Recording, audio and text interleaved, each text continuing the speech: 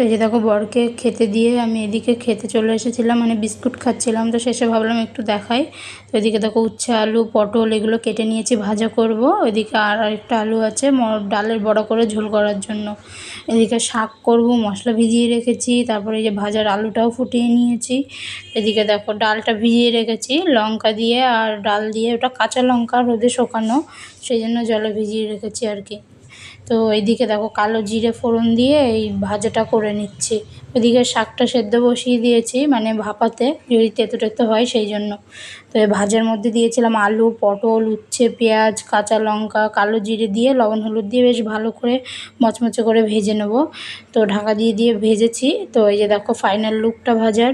তো তারপরে এই যে শাকটাও সেদ্ধ করে ভালো করে ধুয়ে শাকটা ভেজে নিয়েছি।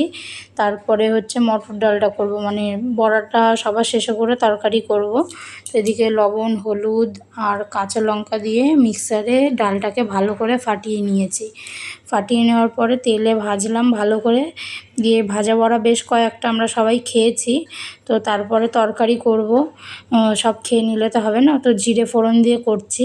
জিরে ফোড়ন দিয়ে আলুটা দিয়ে দিলাম, তারপরে এর মধ্যে লবণ হলুদ দেবো, দিয়ে সামান্য একটু ভাজা করে নিয়ে মশলাটা দেবো। তোমাদের দেখিয়েছিলাম মশলাটা যে ভিজিয়ে রেখেছি, ওটাই পেস্ট করে নিয়েছি। তো এই যে দেখো ঢাকা দিয়ে দিয়ে আলুটা ভেজে নিলাম। ভেজে নেওয়ার পরে মশলাটা দেব।